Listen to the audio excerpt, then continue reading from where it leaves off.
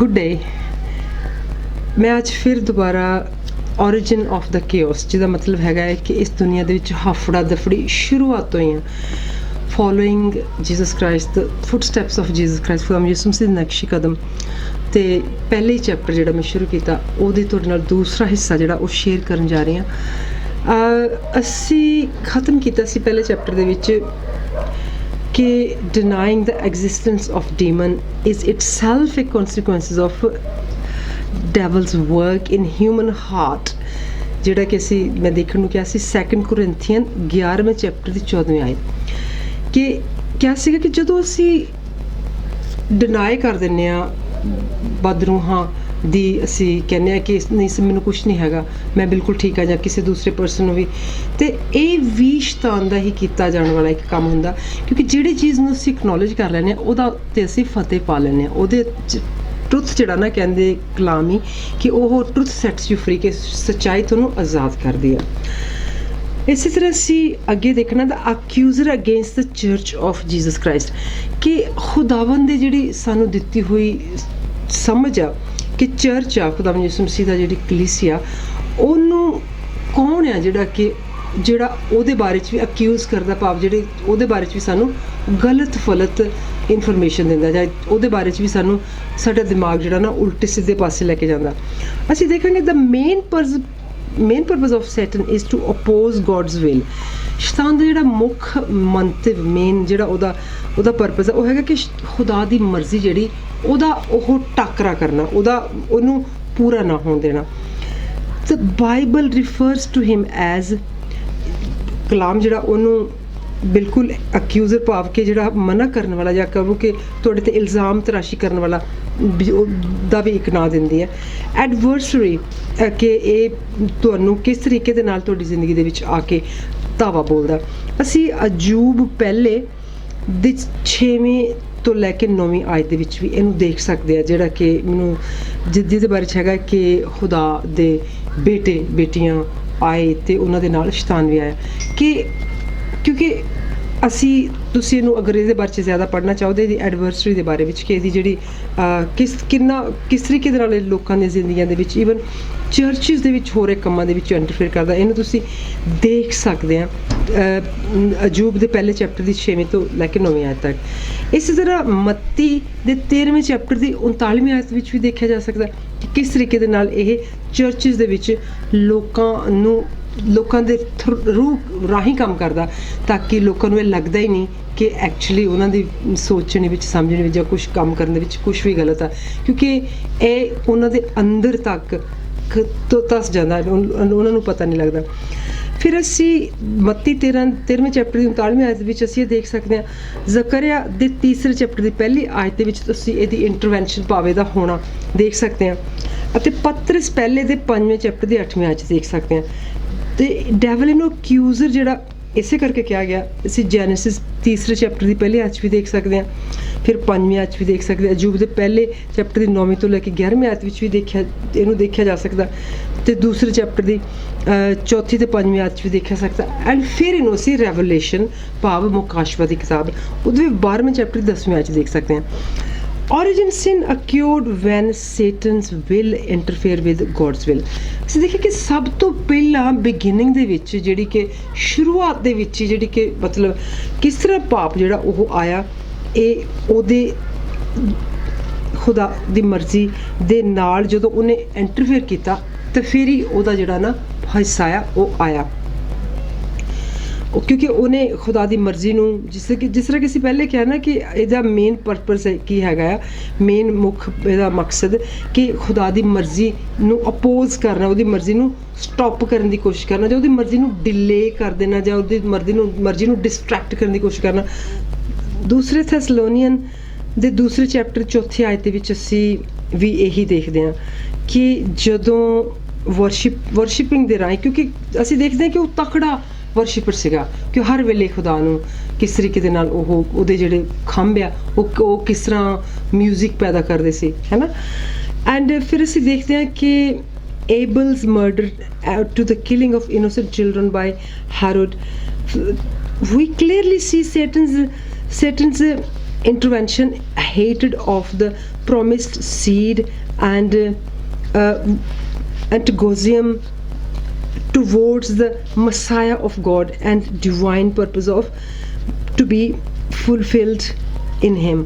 ਅਸੀਂ ਦੇਖਦੇ ਕਿ ਜਦੋਂ ਖੁਦਾਵੰਦ ਯਿਸੂ ਮਸੀਹ ਦੁਨੀਆ ਤੇ ਆਏ ਉਦੋਂ ਵੀ ਜਿਹੜਾ ਕਿੰਗ ਹੈਰੋਦੇਸ ਸੀਗਾ ਉਹਨੇ ਕਿਸ ਤਰ੍ਹਾਂ ਉਸ ਵੇਲੇ ਜਿਹੜੇ ਪਲੋਠੇ ਸੀਗੇ ਉਹਨਾਂ ਸਾਰਿਆਂ ਨੂੰ ਕਤਲ ਕਰਵਾਇਆ ਕਿ ਕਿਸ ਤਰੀਕੇ ਦੇ ਨਾਲ ਉਹਦੀ ਕੋਸ਼ਿਸ਼ ਸੀਗੀ ਕਿ ਕਿਸੇ ਤਰੀਕੇ ਦੇ ਨਾਲ ਖੁਦਾ ਦੀ ਜਿਹੜੀ ਮਰਜ਼ੀ ਆ ਉਹ ਸਿਰੇ ਨਾ ਚੜੇ.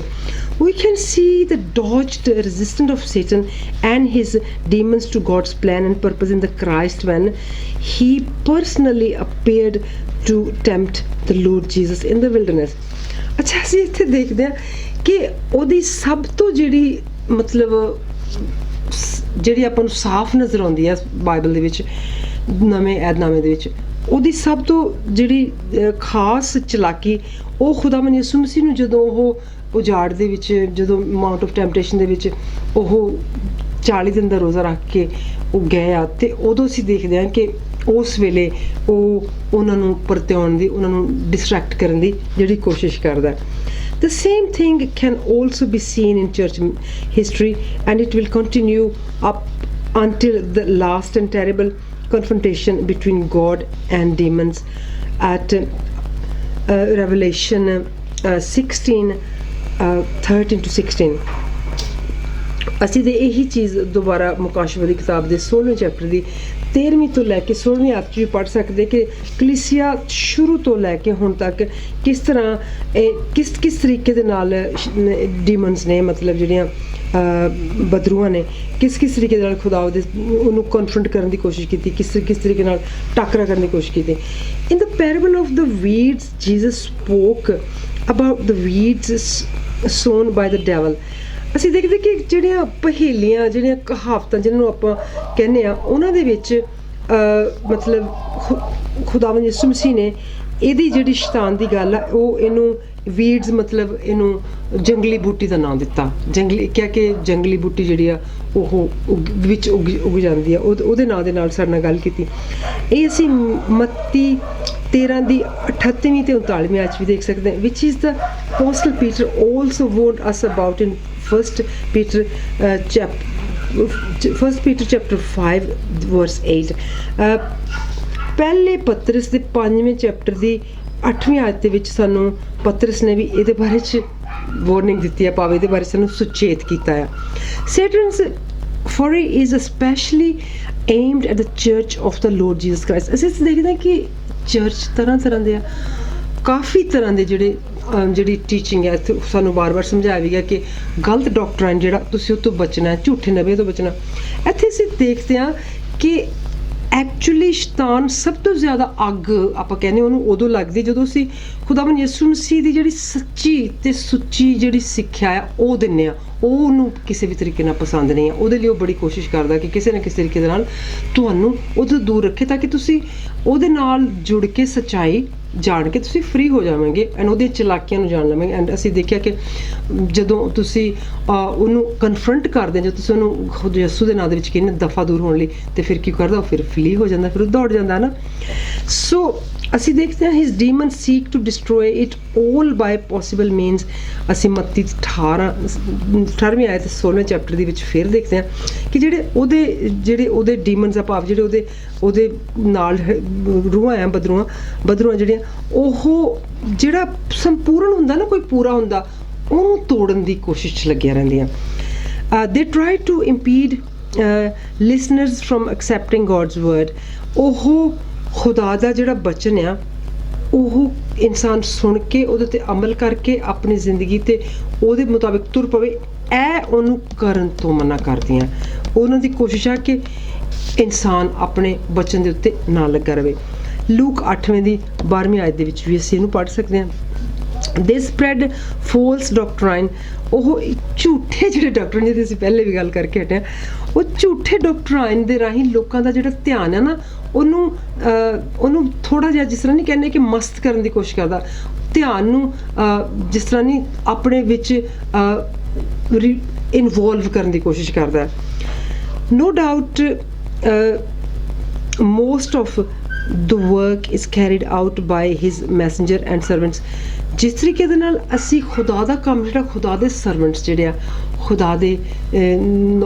ਖੁਦਾ ਨੂੰ ਸਰਵ ਕਰਨ ਵਾਲੇ ਲੋਕੀ ਜਿਹੜੇ ਪਾਸਟਰਸ ਆ ਜਾਂ ਫਿਰ ਅਸਿਸਟੈਂਟਸ ਆ ਉਹ ਕੈਰੀ ਕਰਦੇ, ਇਸੇ ਤਰ੍ਹਾਂ ਉਹਦਾ ਕੰਮ ਵੀ ਜਿਹੜਾ ਆ ਉਹਦੇ ਜਿਹੜੇ ਚਹੇਤੇ ਆ ਜਾਂ ਜਿਹੜੀਆਂ ਚਹੇਤੀਆਂ ਜੋ ਵੀ ਆਪਾਂ ਉਹਨਾਂ ਨੂੰ ਕਹਿ ਸਕਦੇ ਜਿਹੜੇ ਉਹਦੇ ਹਨੇਰੇ ਦੀ ਦੁਨੀਆ ਦੇ ਜਿਹੜੇ ਰਹਿਣ ਵਾਲੇ ਉਹੀ ਪੂਰਾ ਕਰਦੇ ਆ।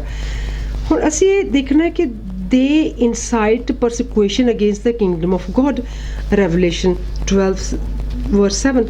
ਅਸੀਂ ਇਹ ਮੁਕਾਸ਼ਵਾ ਦੀ ਕਿਤਾਬ 12ਵੇਂ ਚੈਪਟਰ 7ਵੇਂ ਵਿੱਚ ਵੀ ਦੇਖਦੇ ਕਿ ਇਹ ਖੁਦਾ ਦੀ ਪਾਤਸ਼ਾਹੀ ਦੇ ਖਿਲਾਫ ਜਿਹੜੀ ਆ ਹਰ ਵਕਤ ਇਹਨਾਂ ਦੀ ਜਿਹੜੀ ਮੁਹਿੰਮ ਜਿਹੜੀ ਉਹ ਕੋਸ਼ਿਸ਼ ਕਰਦੀ ਰਹਿੰਦੀ। ਮੈਨੂੰ ਇੱਥੇ ਇੱਕ ਕੀੜੀ ਦੀ ਗੱਲ ਯਾਦ ਆਉਂਦੀ ਕਿ ਜਿਸ ਤਰ੍ਹਾਂ ਕੀੜੀ ਮਤਲਬ ਕਿੰਨੀ ਵਾਰੀ ਜਾਂਦੀ ਆ ਕੰਧ ਉੱਤੇ ਤੇ ਫਿਰ ਵਾਪਸ ਆ ਜਾਂਦੀ ਤੇ ਉਹ ਕਦੀ ਥੱਕਦੀ ਨਹੀਂ। ਮਤਲਬ ਉਹਨੂੰ ਇਸ ਤਰੀਕੇ ਦੇ ਨਾਲ ਇਹਦੀ ਜਿਹੜੀ ਹਾਲਾਂਕਿ ਮੈਂ ਕੀੜੀ ਦੀ ਐਗਜ਼ਾਮਪਲ ਜਿਹੜੀ ਆ ਉਹ ਇਸ ਕਰਕੇ ਦਿੱਤੀ ਕਿ ਉਹ ਕਦੀ ਵੀ ਥੱਕਦੀ ਨਹੀਂ। ਉਹ ਤੁਸੀਂ ਦੇਖੋ ਉਹ ਕੰਧ ਦੇ ਉੱਤੇ ਚੜ੍ਹ ਰਹੀ ਹੁੰਦੀ ਫਿਰ ਉਤਰ ਰਹੀ ਹੁੰਦੀ, ਇਹ ਥੱਕਦਾ ਨਹੀਂ ਆ ਇਹ ਕਦੀ ਵੀ।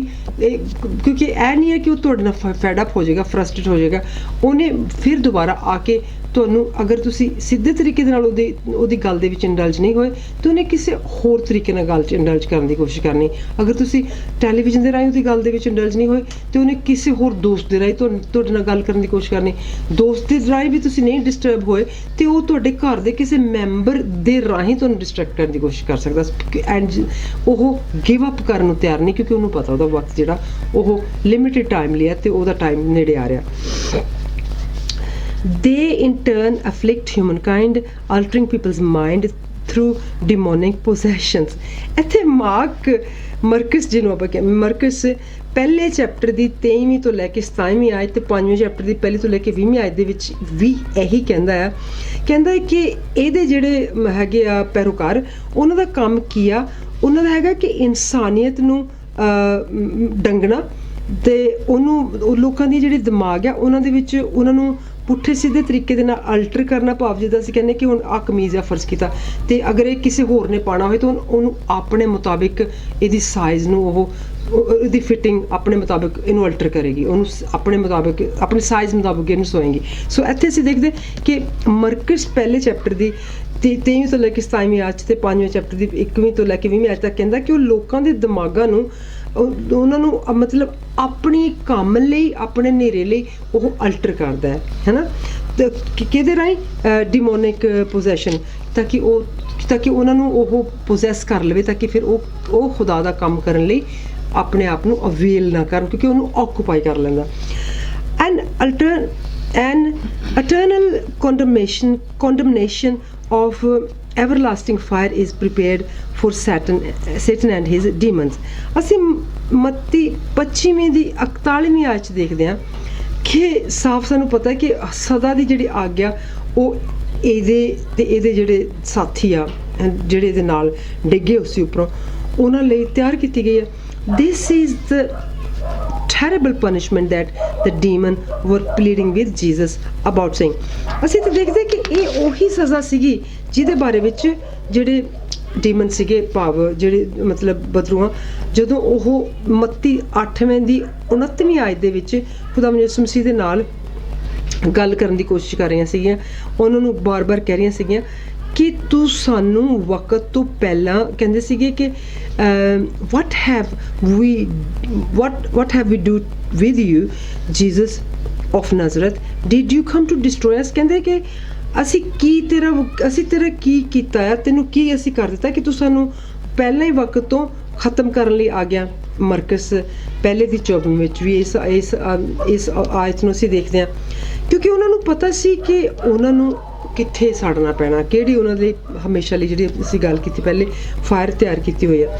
Satan will be thrown into the lake of fire and brimstone, his place of eternal condemnation, and will be tormented there day and night forever and ever।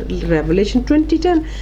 ਅਸੀਂ ਇਹ ਮੁਕਾਸ਼ਵਾ ਦੀ ਕਿਤਾਬ 20ਵੇਂ ਚੈਪਟਰ ਦੀ 10ਵੇਂ ਵਿੱਚ ਦੇਖ ਲੈਂਦੇ ਹਾਂ। ਸਾਨੂੰ ਪਤਾ ਹੈ ਕਿ ਉਹਨੂੰ ਹਮੇਸ਼ਾ ਦੀ ਅੱਗ ਵਿੱਚ ਸੁੱਟਿਆ ਜਾਊਗਾ ਤੇ ਉਹਨੂੰ ਕੰਡੈਮ ਵੀ ਕਰ ਦਿੱਤਾ ਜਾਏਗਾ ਤੇ ਉਹ ਉੱਥੇ ਜਿੱਥੇ ਕਿ ਉਹ ਦਿਨ ਰਾਤ ਹਮੇਸ਼ਾ ਲਈ ਸੜਦਾ ਰਹੇਗਾ।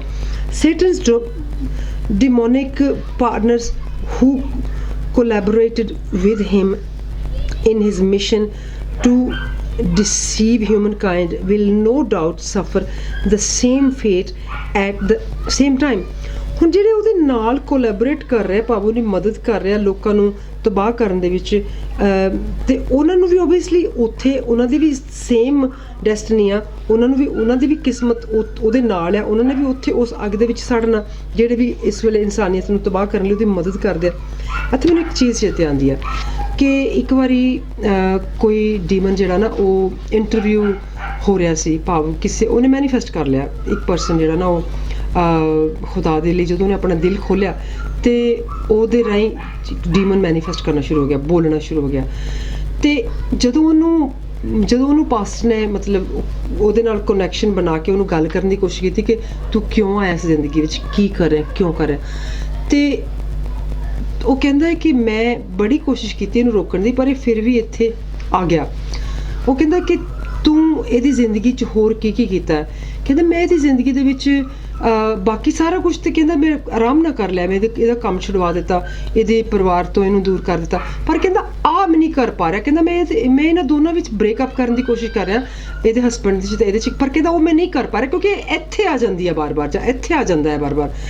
ਐਂਡ ਇਸ ਕਰਕੇ ਸਾਨੂੰ ਇਸ ਚੀਜ਼ ਤੋਂ ਸਿੱਖਣ ਦੀ ਲੋੜ ਆ ਕਿ ਉਹਦੀ ਸਭ ਤੋਂ ਵੱਡੀ ਜਿਹੜੀ ਖੁਸ਼ੀ ਦੀ ਗੱਲ ਹੈ ਸੇਟਨ ਲਈ ਉਹ ਇਹ ਆ ਕਿ ਜਦੋਂ ਉਹ ਯੂਨਿਟੀ ਨੂੰ ਬ੍ਰੇਕਅਪ ਕਰ ਦਿੰਦਾ।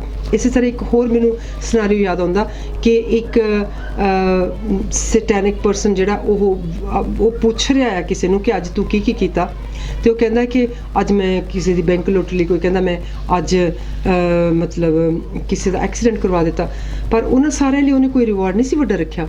ਜਦੋਂ ਕਿਸੇ ਇੱਕ ਡੀਮਨ ਨੇ, ਭਾਵ ਇੱਕ ਭੂਤ ਨੇ ਉਹਨੂੰ ਆ ਕੇ ਕਹਿ ਦਿੱਤਾ, ਬਦਰੂ ਨੇ, ਕਿ ਮੈਂ ਅੱਜ ਇੱਕ ਹਸਬੈਂਡ ਵਾਈਫ ਨੂੰ ਹਮੇਸ਼ਾ ਲਈ ਇੱਕ ਦੂਸਰੇ ਤੋਂ ਅੱਡ ਕਰ ਦਿੱਤਾ, ਹੁਣ ਉਹ ਕਦੇ ਵੀ ਇੱਕ ਦੂਸਰੇ ਨੂੰ ਨਹੀਂ ਦੇਖਣਗੇ ਕਿਉਂਕਿ ਉਹ ਦੋਨੋਂ ਅੱਡ ਡਰਾਵਾਂ 'ਤੇ ਤੁਰ ਪਏ ਹੋਇਆ।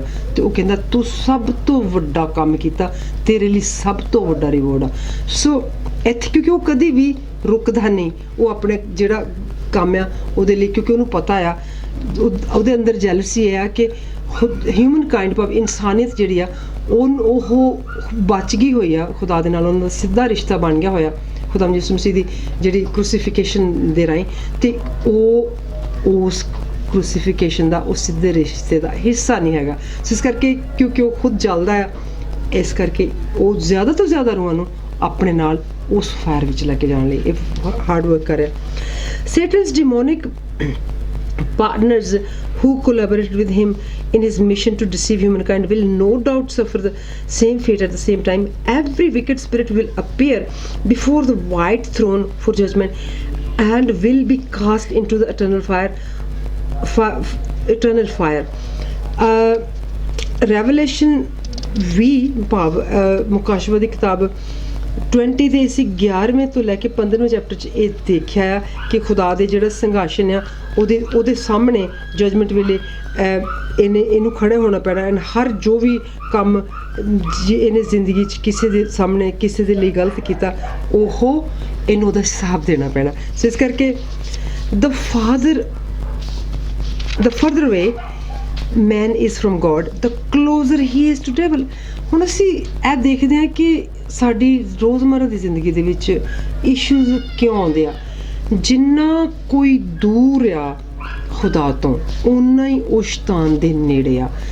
ਇੱਥੇ ਕੁਐਸਚਨ ਪੈਦਾ ਹੁੰਦਾ ਕਿ ਕੋਈ ਖੁਦਾ ਤੋਂ ਕਿਸ ਤਰ੍ਹਾਂ ਦੂਰ ਹੋ ਸਕਦਾ, ਜਦੋਂ ਤੁਸੀਂ ਹਰ ਗੱਲ ਦੇ ਵਿੱਚ ਖੁਦਾ ਦੀ ਮਰਜ਼ੀ ਜਾਣਨ ਦੀ ਕੋਸ਼ਿਸ਼ ਨਾ ਕਰੋ, ਜਦੋਂ ਤੁਸੀਂ ਖੁਦਾ ਦੇ ਕੋਲੋਂ ਹਰ ਸਵਾਲ ਨਾ ਪੁੱਛੋ, ਐਂਡ ਤੁਸੀਂ ਫਿਰ ਉਹਦੇ ਤੋਂ ਦੂਰ ਆ, ਫਿਰ ਜਲਦੀ ਤੁਹਾਡੇ ਵਿਚਕਾਰ ਆ ਕੇ ਇੰਟਰਵੀਨ ਕਰ ਸਕਦਾ।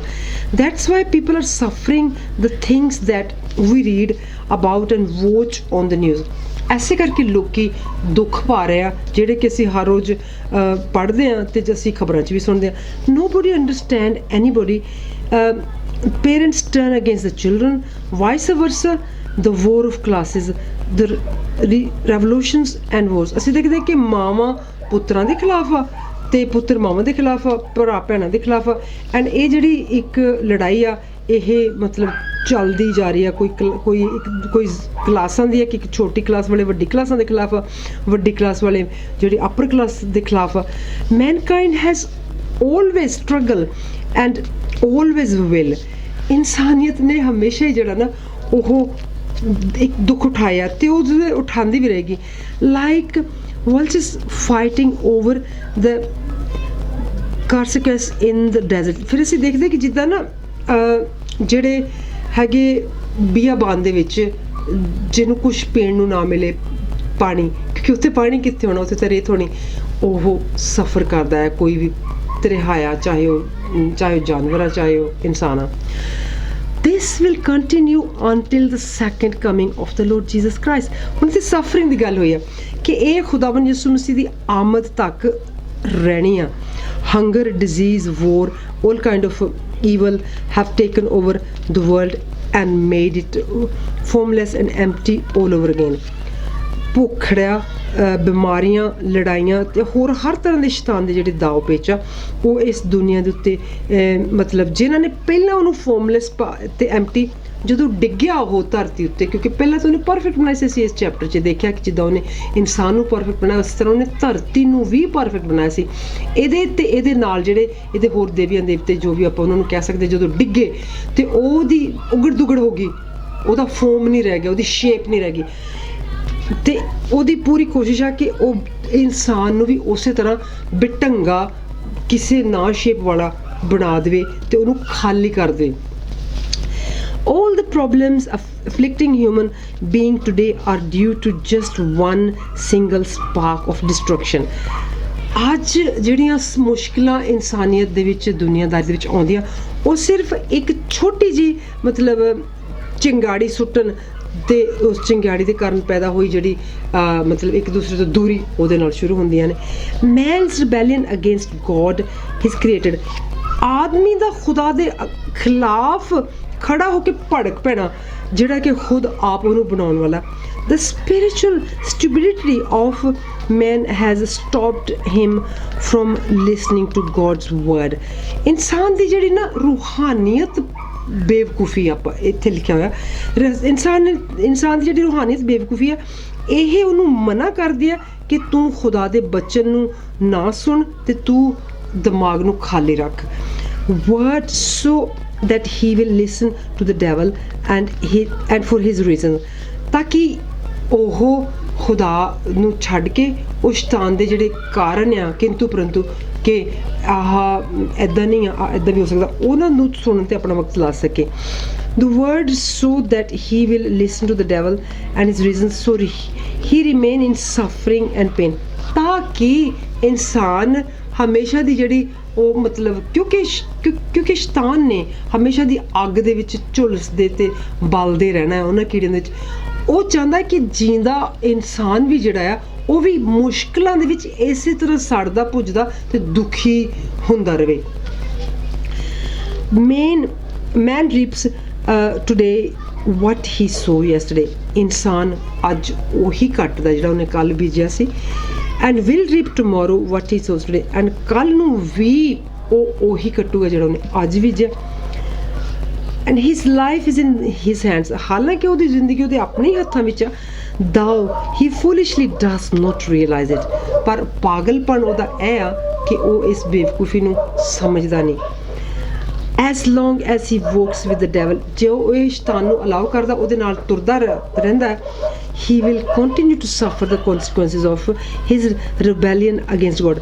ਉਹ ਖੁਦਾ ਦੇ ਖਿਲਾਫ ਜਿਹੜੇ ਉਹਦੇ ਤੁਰਨ ਨੂੰ ਦੇ ਜਿਹੜੇ ਉਹਨੂੰ ਨਤੀਜੇ ਆ ਉਹਨਾਂ ਦਾ ਦੁੱਖ ਭੋਗਦਾ ਰਹੇਗਾ continuously.